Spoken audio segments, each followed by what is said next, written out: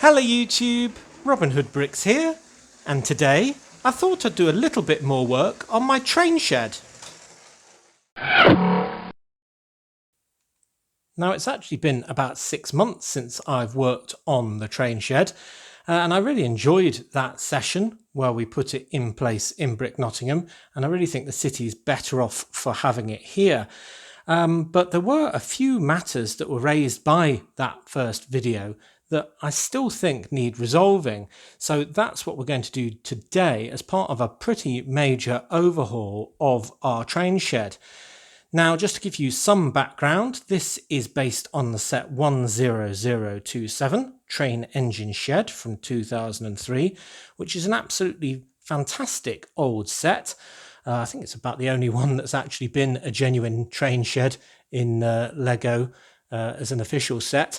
But this one is extra good because it's kind of hinged around this middle joint here, right along there, which enables you to have it in two formats. One all in one long line, as I've got it, or to have it hinged sort of so the two halves are actually side by side and it actually straddles two rail lines. And indeed, if you're feeling very flush and you want to get two copies of the set, you could have them lying side by side and kind of have the full length and covering double tracks, and that would be really good and really enclosed, whereas at the moment obviously we've got the long open side. And what I did last time was basically make it a little taller, and that's largely just to accommodate the more recent trains released by Lego with their pantographs on the roof and so on. They just seem to have got taller over the years, so if I'd kept it to the original build they would have all been hitting the inside. I also changed the grey from old dark grey to dark bluish grey, and I changed the structure quite a bit inside just to make it a bit more strong, to accommodate 6 tall windows and clear up some of the sort of studs on the top that would have been visible and so on like that. So all in all, I was very happy with it. But there were a couple of things that people didn't like. Now, one was that I've situated it on my main line. Now this actually is my passenger line that we just saw the flying Knotsman train steaming along through, and I've put it here in the interests of density. Density is one of my design rules for my city.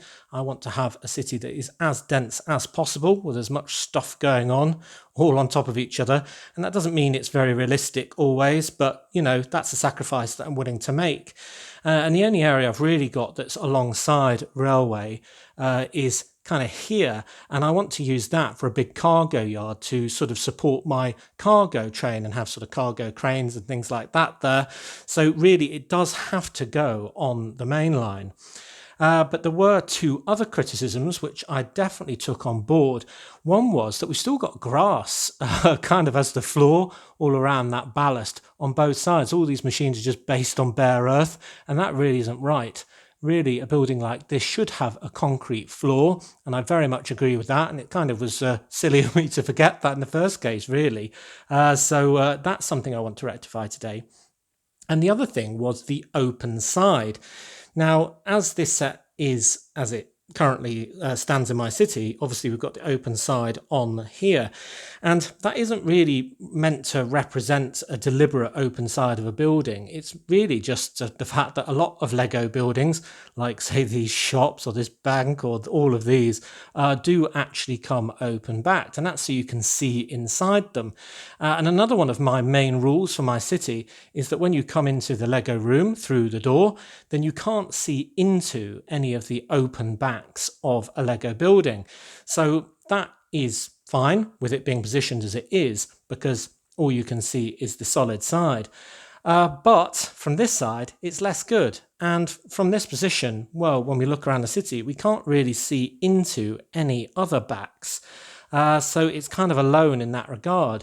So that's something that doesn't really sit 100% right with me. Now, the only remedy to this really is what a lot of people suggested, which was to box it in entirely. But the thing is, this is just such a great set with all these wonderful tools, like the sort of cutting torch there, and the drill, and the lathe, and the crane, and all the people working inside and so on. And it just seems such a shame to box that in. So one repeating suggestion was to kind of have a fake wall that would act as a wall that I could lift off to look inside. But again, that's not something I really want to do because, well, it'll probably stay down all the time. Or, well, if I had it lifted off all the time, well, it'd look like this, wouldn't it? So I don't see that as a really very good change. So I thought about it a little harder.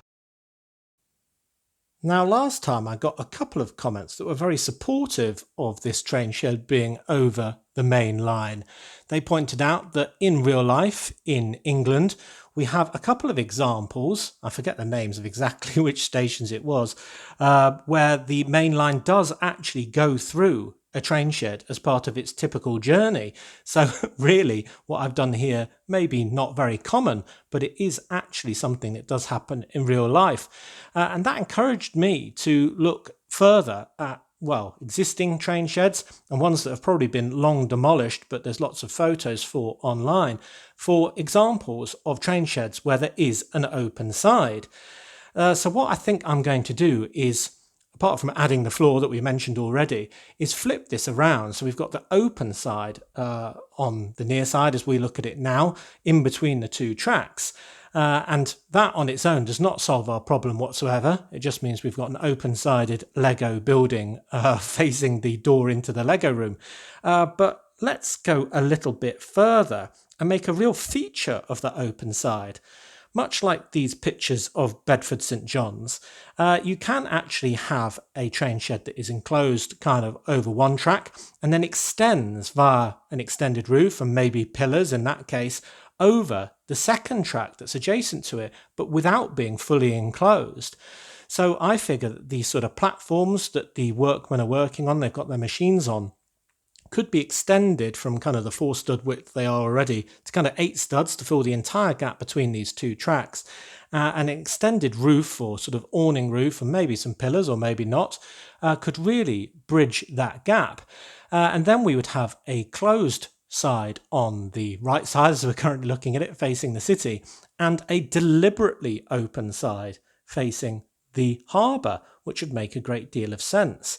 So I think it will be a real feature then to see the people working inside and won't make you scratch your heads and think, why hasn't that building got its second wall? I think it should be that, oh, that's an interesting design of train shed. So hopefully you've followed all of my wittering there, but if you haven't, then stay watching and we'll try and make it a reality. Right, well that's the majority of the deconstruction done. When I ripped off the building, I deliberately left behind the bottom kind of layer of most of the bricks, and then I've just kind of turned that 180 degrees and had them all sort of replaced, but the new way around, and that will give me a lot of guidance for where everything's going to go in the new setup. And I've pulled up the track because I'm going to have to get rid of all of this ballasting, both between the bits of track, between the sleepers and along the outside, because that's the whole section that's going to be concreted on the inside or covered with tiles in reality. So yeah, a lot of work that needed to be done. So I'm going to continue to pull up all of this lovely ballast that took absolutely ages to lay in the first place, and then we can start building up the new concrete layer. Right, so there is the ballast all removed and the train track back in place. And this is the perfect time to consider another suggestion that was made last time, which was to include a service or maintenance pit as part of the new train shed. Now that would be a hole that was sort of deep enough for a man to stand in underneath the main body of track, so he could work directly on the underside of a carriage, or more likely a locomotive, while it was in normal position on the tracks. Now, the unfortunate thing is that the table that all of these base plates in this whole section are built on is a solid table. So it's not like, say, one of the sections where I can go into a cavity like I have with the subway entrances here, for example. So what I really need to do is kind of do a pretend hole, and that is where these black tiles come in. Now, in order to make this big enough, I have had to, warning, cut some Lego. Yeah, so I've actually cut a normal train track piece, straight piece, to remove one of the sleepers from the middle of it. Now, I know that won't be popular with a lot of people, but it's a pretty common piece and it's just to make a really fun scene. So I've not got too much of a problem with it. I would never sort of cut a normal piece in order to make it fit in sort of an illegal build, but I just think that this is going to be well worth it. Anyway, explanation over. So so I want to use the black tiles to sort of pretend that it's a very deep hole, and then I can have a workman in that hole while the trains are just steaming past over the top. So obviously that's very terrifying, which is why I've used this head for the guy who's working in that trench. He's screaming for his dear life. He's even got either a Mohican haircut or that side has been entirely taken off, perhaps by a train, sort of steaming really fast overhead. And because there isn't room even for Lego legs in such a space for my trains to continue to go over the top, I've replaced his trousers with a hinge piece in blue. So I can basically bend that like that and have him very flat to the floor, which is much more flat than I could if he were wearing proper legs.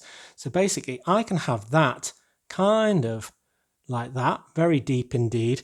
And I thought I would just sort of line the maintenance hole with a couple of tiles, which will represent the concrete that will cover all the rest of the area, but these ones would have these hazard stripes on, just so people didn't inadvertently fall down that hole. And those are from this sticker sheet, which is 60124, which is the volcano exploration base from 2016.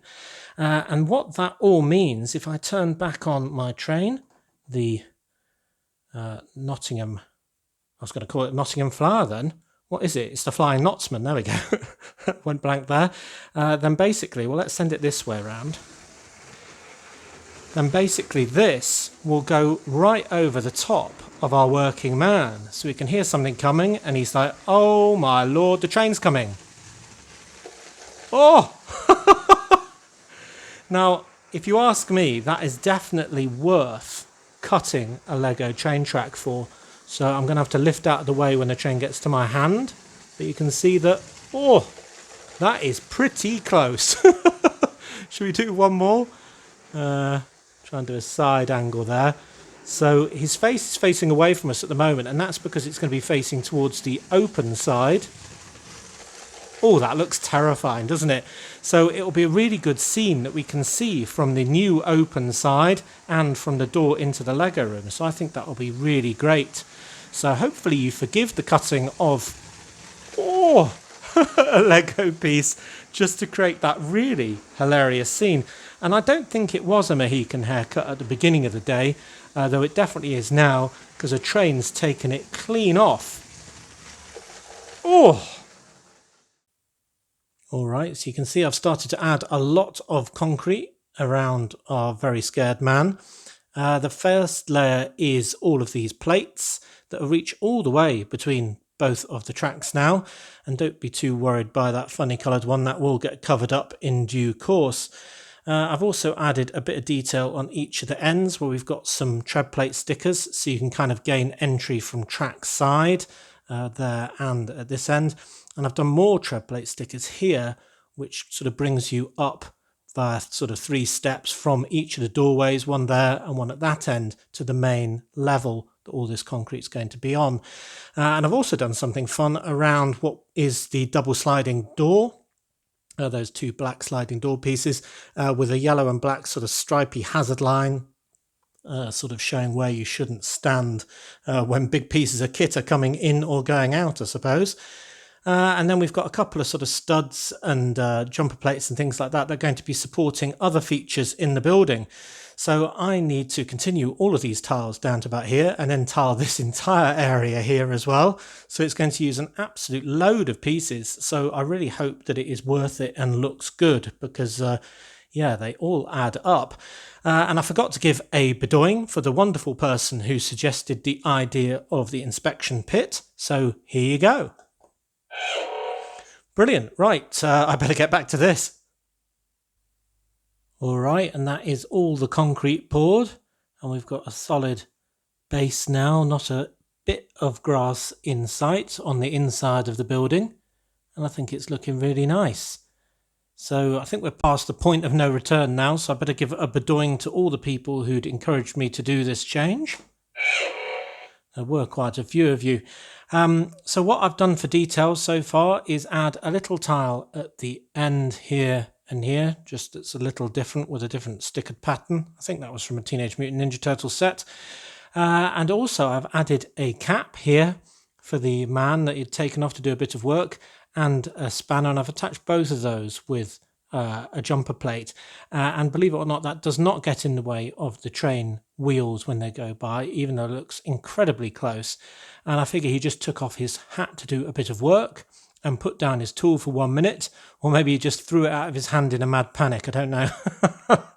Either way, I think it looks pretty good.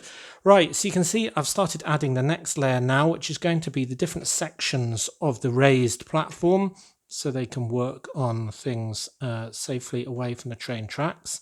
So that bit can go there, supported by these nice legs and so on. That bit can go there. And then they've got these kind of ladder modified plates here, here, and here to get down to track level, should they need to. There we go there. And then we can start to put in the columns that will hold up all of the roof. I've just knocked over a helicopter. Oh well, I'll fix that in a minute. It was probably getting in the way of this video shots anyway. I'm sure Dr. Inferno will forgive me in time. Time is a great healer. Right, yeah, so there are the columns in there. I think they're looking pretty good as well. And then we can even put in things like our lathe, which is a wonderful little mini build from that original set. And I'm going to put that there, facing kind of that way towards the main viewing angle that will be. And you can just see that there's a lot more room for a man to actually work at machines like that now. They were all crammed in before, and really anyone who's working on one would take their life into their own hands. But yeah, I think that looks really good now. I really like this scene of mayhem over here, so I definitely think it was worth cutting into that piece of Lego track, and you wouldn't be able to tell now really. Anyway, yes, I just need to finish off all of this platform, and then we can probably start building this all back up the other way around, and then we just need to focus on the changes to the roof. Okay, so I'm continuing to build this back up now, but it is all slightly different. I've put in all of the kit at this end. We've got a really nice gap here for a window for this main sort of viewing angle. You can see the man in danger of getting run over from pretty much every angle, and very clearly from this one. And then this area I've repopulated with the same sort of equipment, like the green drill press, for example. But it's just so much more space now. It looks a lot better. And you can see that they could be working on something on either side of that central platform. So I really like that. That's really good. Now, the original roof kind of spanned this area here and this area here, but now I want an additional section of roof, just one-sided, to be kind of an awning over where they're working, and to be partially over the cargo line as well. So how I'm going to do that is just by adding lots of different sort of brackety setups, which is probably a technical term, I reckon. Like one there, and this one in red kind of in here, and then lower a grey one there, another one of these pieces here, and another grey one at this end. Sorry, doing it all left-handed, takes a bit longer. And then I can add a second row of these lovely 6x8 slopes onto this sort of section of new supports. So you see there's two there, and overhanging, just like the original bit will be. Like that. So there we've got, if you can just imagine those roof pieces that are over there on here as well, we've kind of got a double sloped roof on this side, going 1, 2 from the center, 1, 2, and it's a really nice overhang at multiple levels over that cargo line. So when I do the second half, we'll have 2 more at this height, and then it will drop down and do 2 more at this height, so it'll be a mirror image. And I think that'll work, and it definitely allows you to still see right into that building whilst giving it a much more finished edge that looks much more realistic. And that was our goal at the beginning, of course, was to have an open edge that looked like it was supposed to be open. Yeah, I think it's working, but do tell me what you think.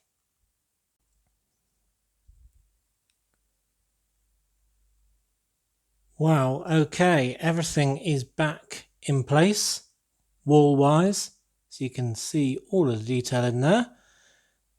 The solid wall on this side, obviously the two doors, and then the open side is going all the way through to the track on that side. So yeah, I think that's working. And now we've got the wonderful yellow crane in as well, which can kind of service both tracks, I suppose, now, if it needed to, lift out a heavy engine block or something like that.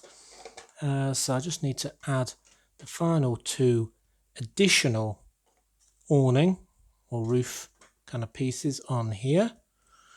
Oh, bit of a tight squeeze. There we go. I think that is on securely. So there is our kind of multi-level, but nonetheless good fun awning on there. And then we can add on the original roof. I won't press this down on camera, but I'll put them all in position, and then you can see what it looks like. So there is the one half, and here is with the bluebirds on the top there, just having a nice little rest on this side. So that, but pushed down, is how it's going to look. And I think that looks really good. So it's a real solid side and kind of unchanged in a way from this perspective. But if we go around the other side, then we'll see it's very different indeed. And I think what I'll do after I've gone around and shown you the side is just pave in this little area from this door all the way onto my existing pavement, which is near this tram stop. And that will make it easier for people to get to where they're going as well. Cool. And here is the other side. And I think that's looking pretty good as a train shed. There's a huge expanse of black roofing, but that's pretty much true to life. I think that's how they work. And this one is now covering 1.5 tracks, I suppose, of my system. And all that detail on the inside is super visible, including our really funny scene through that gap. I planned it so we'd be able to see it from exactly this angle when you come into the Lego room, so that worked out really well. I deserve a bedoing, I think, for that. But yeah, we can see all of that action on the inside now without it looking like a really unfinished kind of open backed building. So yeah, it's really worked, hasn't it, this plan? And I've continued the pavement on this side, so it goes right up to that door. So it kind of links in with the city better with that solid side on the far side as well. So that looks rather fantastic, if you ask me. It is a huge building now, but, you know, I like it. I think it's true to life.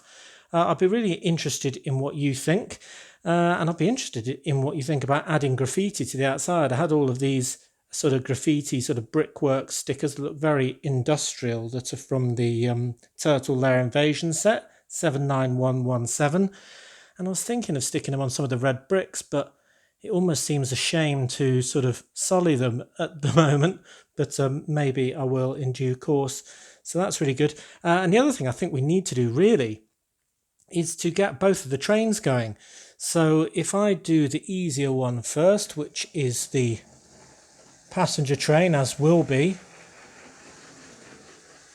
the Flying Knotsman, and see that coming through over our scared man in the maintenance pit. Yep, that's worked. And if I change the channel, I should be able to do the cargo train as well, which is a bit slow in getting started just because it's very long indeed. And I haven't actually tested this yet on the height. I mean, I have on Lego Digital Designer in the sense that it should be tall enough to clear all of my carriages. I kind of have a thing that shows me how high basically the tunnel is underneath the castle. So it needs to go through that as it is just now. with the other end only just going around that corner. So if it can go under that, it can go under this. So that's good. I might just give the cargo train a bit more welly. And now it will be really noisy. So yeah, our cargo yard is now in operation with a cargo train going via this one and the Flying Knotsman going in through there. It's a bit dark, but I like it.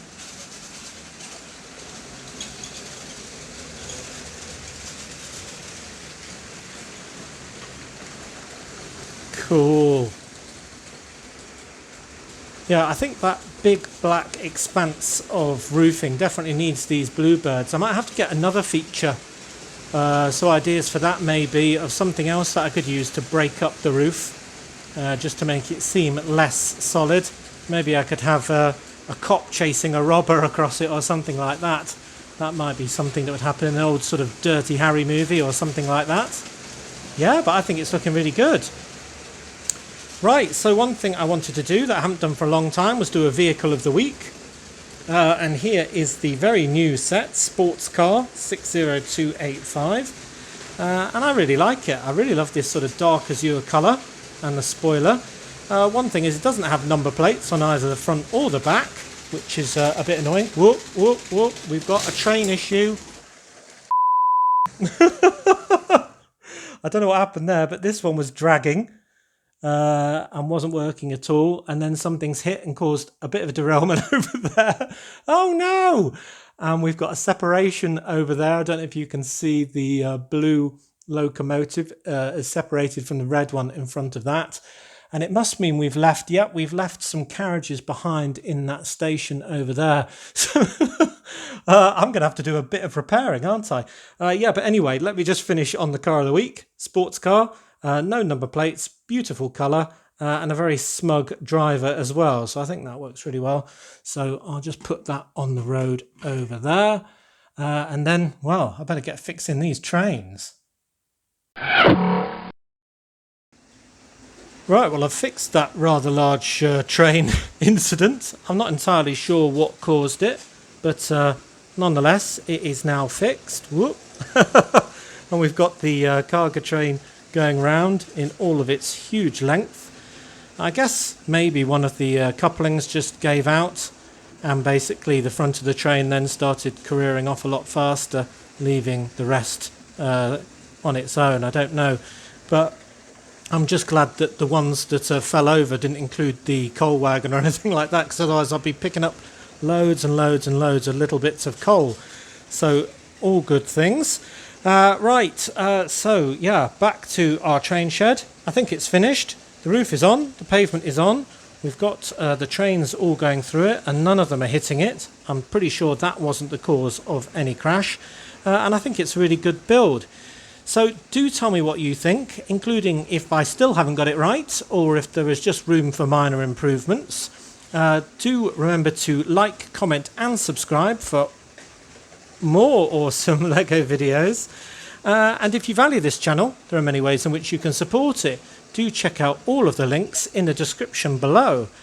And next time on Robin Hood Bricks we'll be doing a brick haul, and that is brick haul number 99, so only one more to go until the haul 100, which will be all of your bricks and your minifigures and your sets that you've been sending me. I've got loads and loads of packages, a huge amount actually, to go through, so that'll be really good. And that's in a week and a bit, so there's still time to send me something if you want to. Here is my address. And otherwise, on Friday we'll be back in the fairground, no doubt. So until all of those, see you!